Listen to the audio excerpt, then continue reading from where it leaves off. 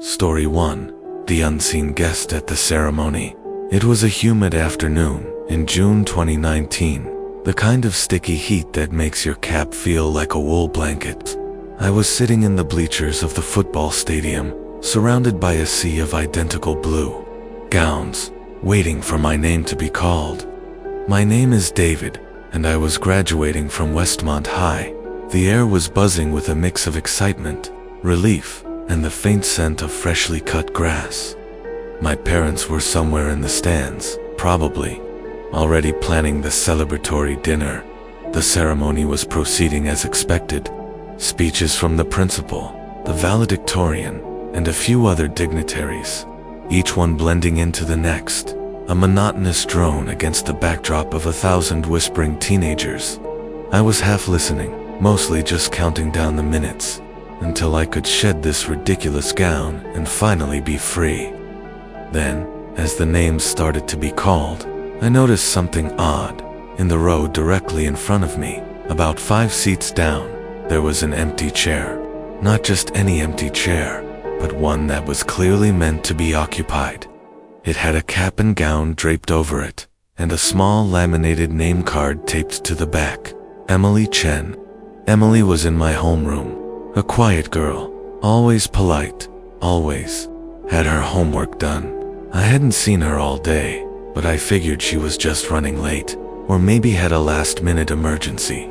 It happened, but as the names continued, and Emily's name was called, the chair remained empty. The announcer paused, a beat of awkward silence, then moved on. It was a small detail, easily missed in the grand scheme of things, but it stuck with me. Emily wasn't the type to miss something like this. She was meticulous, organized. It just didn't add up. Later, at the post-ceremony gathering, I asked around, "Has anyone seen Emily Chen?" Most people shrugged. A few said they hadn't seen her since yesterday. Her best friend, Sarah, looked visibly upset. "She was supposed to meet me here," Sarah said, her voice tight with worry. "She hasn't replied to any of my texts." A knot of unease began to form in my stomach. This wasn't just a missed ceremony. This was something else. The next morning, the news broke. Emily Chen was missing. Her parents had reported her disappearance late last night. The police were investigating. The school was in an uproar. How could someone just vanish on graduation day?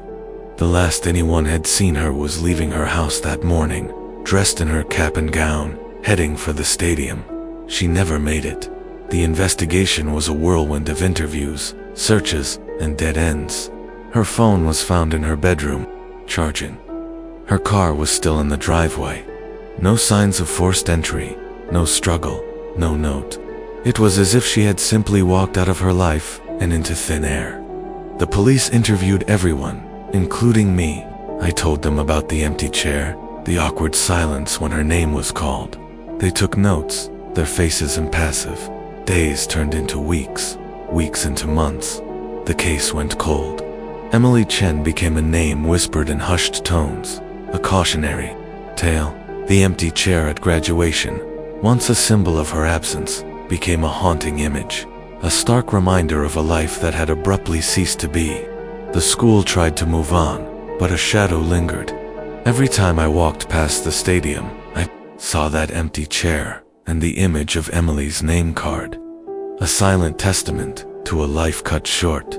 But the story doesn't end there. A few months later, the school decided to release a commemorative video of the graduation ceremony. It was a compilation of highlights, speeches, and shots of students walking across the stage. I watched it, hoping for some sense of closure, some way to make sense of what happened. And then I saw it, a fleeting glimpse, barely a second long. But it was there, in a wide shot of the bleachers, just as the principal was giving his speech. I saw her, Emily Chen. She was sitting in her chair, the one that had been empty. Her cap and gown were on, just as they should have been. But her face was different. Her eyes were wide, unblinking, staring straight ahead, devoid of any emotion. Her mouth was slightly agape, as if she was silently screaming. and around her, the other students were laughing, talking, completely oblivious to her presence. It was as if she was there, but not truly there, a ghost in the machine, an echo of a life that had been abruptly extinguished. I paused the video, zoomed in. It was undeniably her. But how? How could she be in the video if she was missing? I showed it to my parents, to Sarah, to anyone who would listen. They all saw it. Some dismissed it as a trick of the light, a glitch in the video. Others said it was a look-alike. But I knew it was Emily. And the chilling part was, she looked utterly, profoundly terrified. It was a silent scream captured on film, a horrifying testament to something unseen, something that had claimed her. The school, when confronted with the video, dismissed it as a deepfake or a digital manipulation. They pulled the video offline, issued another statement about unforeseen technical difficulties, but the image was burned into my mind. The unseen guest at the ceremony, a silent, screaming presence in a moment of celebration. It was a chilling reminder that some horrors are not loud and dramatic, but quiet and insidious, lurking just beneath the surface of our everyday lives, waiting to be captured in a fleeting moment, a silent scream that only a few are privy to. And sometimes, the most disturbing truths are the ones that are meticulously erased, leaving only a faint, unsettling echo in their wake. The prints were still circling the tent when rangers arrived. Story 2. The Unsettling Gift. My college graduation in May 2021 was a hybrid affair, a small in-person ceremony for those who wanted it, and a larger virtual component for everyone else. I was Jessica, an art history major, and I opted for the in-person experience, eager for some semblance of normalcy after a year of remote learning. The ceremony was held in the university's botanical gardens, a beautiful, sprawling space filled with vibrant flowers and the buzz of excited chatter. My family was there, beaming with pride, and my grandmother, bless her heart, had brought me a bouquet of wilting daisies. After the official proceedings, there was a small reception, finger foods, lukewarm punch, and endless photo opportunities. I was mingling, accepting congratulations, and trying to avoid my Aunt Carol's insistent questions about my job prospects. As I was about to leave, a woman approached me. She was older, perhaps in her late 60s, dressed in a simple, dark dress. Her hair was pulled back in a severe bun, and her eyes, though kind, held a peculiar intensity. I didn't recognize her, but she seemed to know me. "Jessica, isn't it?" she asked, her voice soft, almost a whisper. "I've followed your work in the art department. Truly remarkable." I was flattered, but also a little confused. I didn't recall ever seeing her before. "Thank you," I replied, trying to place her. "I'm sorry. Have we met?" She smiled, a faint, almost sad smile. "Not formally, no, but I felt compelled to give you something, a small token of appreciation for your unique perspective." She held out a small, intricately carved wooden box. It was dark, almost black, with swirling patterns etched into its surface. It felt strangely warm in my hand, and a faint, earthy scent emanated from it, like damp soil and old wood. "Oh, you really shouldn't have," I said, genuinely surprised. "What is it?" "It's a memory box," she replied, her gaze distant, as if looking through me. "For the things you want to keep, and the things you wish you could forget." Her voice dropped to a near whisper. "But be careful, Jessica. Some memories are best left undisturbed." With that, she turned and walked away, disappearing into the crowd before I could ask another question. I looked around, trying to spot her again, but she was gone. The box was beautiful, but unsettling. It felt ancient, imbued with a strange energy. I showed it to my family, but they were more interested in my diploma. Later that night, back in my apartment, I placed the box on my bedside table. I opened it. It was empty, just dark, polished. Wood inside? I shrugged, a little disappointed, but still intrigued. I decided to use it to store some of my small, sentimental items, a dried flower from my graduation bouquet, a faded photograph of my childhood cat, a lucky charm from me, grandmother. Over the next few weeks, strange things started to happen. Small, almost imperceptible at first. I'd find objects in the box that I hadn't put there. A rusty key, a single, withered rose petal, a small, smooth stone. Each item felt vaguely familiar, yet I couldn't place them. They evoked a sense of unease, a faint echo of a memory I couldn't quite grasp. I'd empty the box, convinced I was imagining things, only to find new, unsettling items appear the next day. Then, the dreams started. Vivid, disturbing dreams.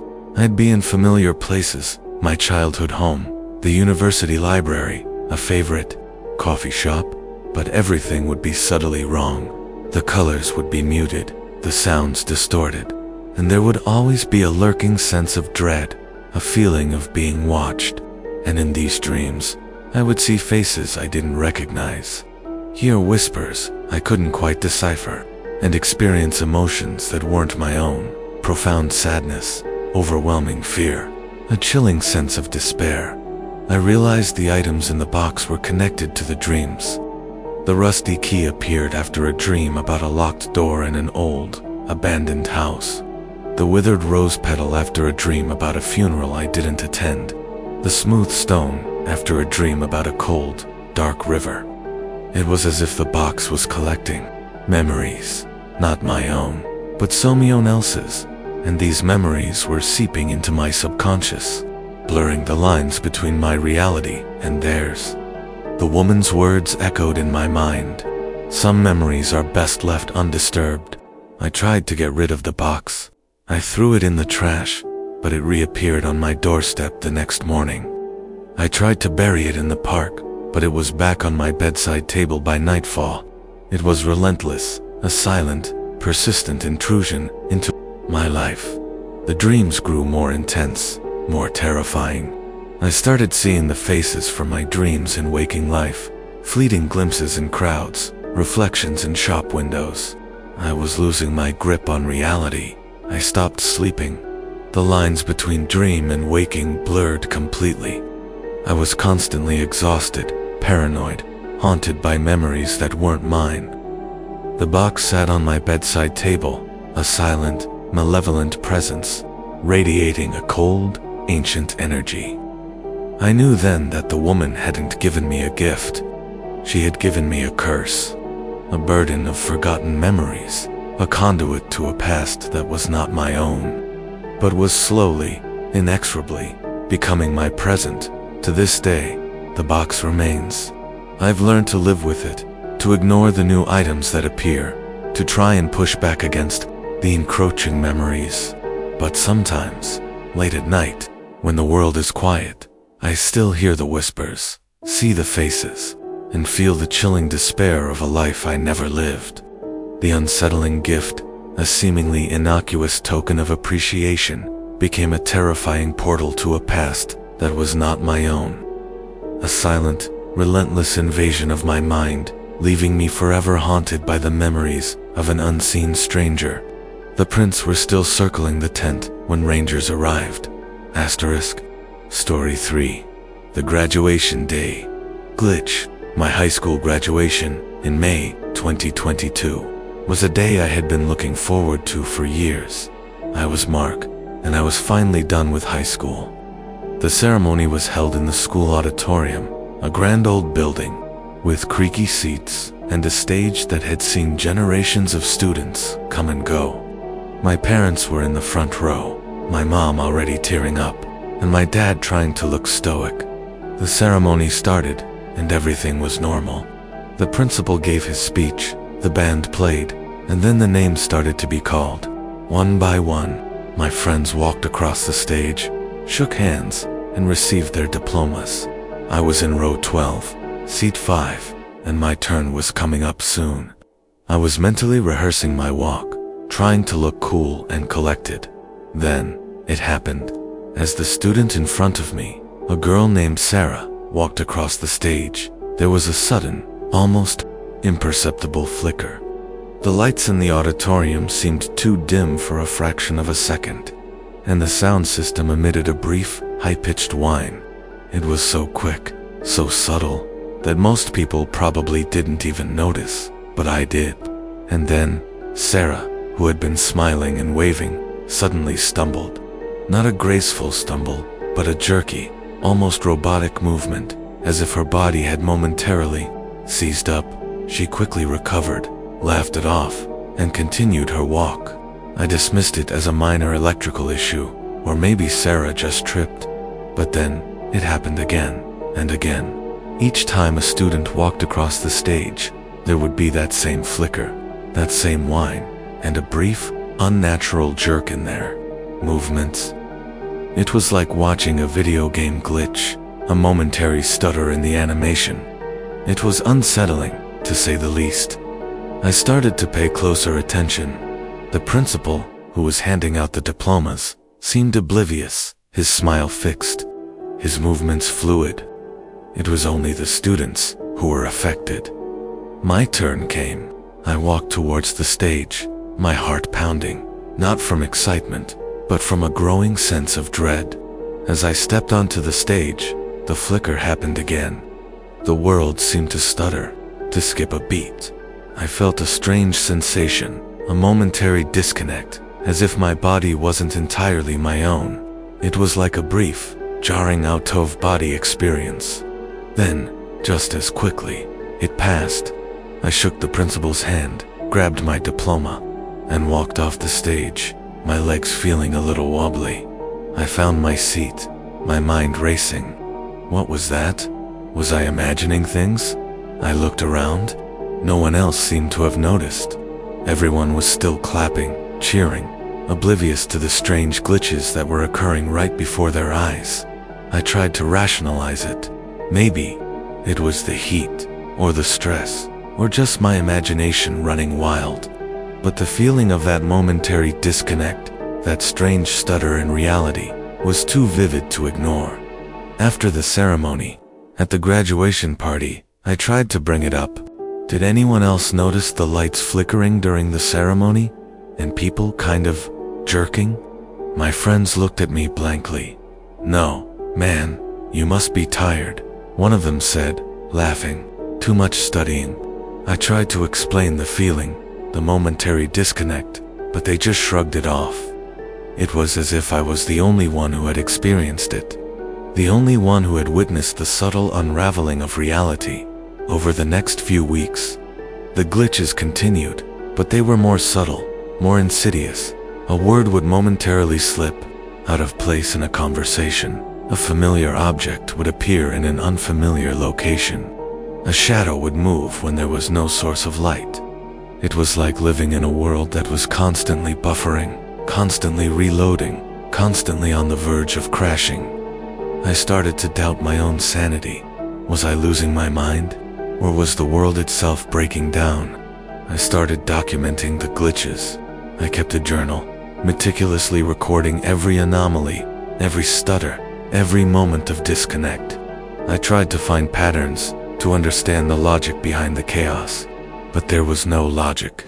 It was random, unpredictable. A constant reminder that the world I thought I knew was not as stable as it seemed. One night, I was watching a video of the graduation ceremony, hoping to find some evidence, some proof that I wasn't insane. I fast-forwarded to the part where Sarah walked across the stage.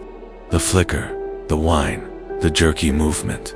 It was all there, just as I remembered it. I paused the video, zoomed in, and then I saw it. For a split second, as Sarah stumbled, her face seemed to distort, to pixelate, like a low-resolution image, and then, just as quickly, it snapped back to normal. My blood ran cold. It wasn't just a glitch. It was a digital anomaly, a momentary breakdown in the fabric of reality itself. I watched it again and again, each time seeing the same distortion, the same pixelation. It was as if the world was a simulation, and on graduation day, something had gone wrong.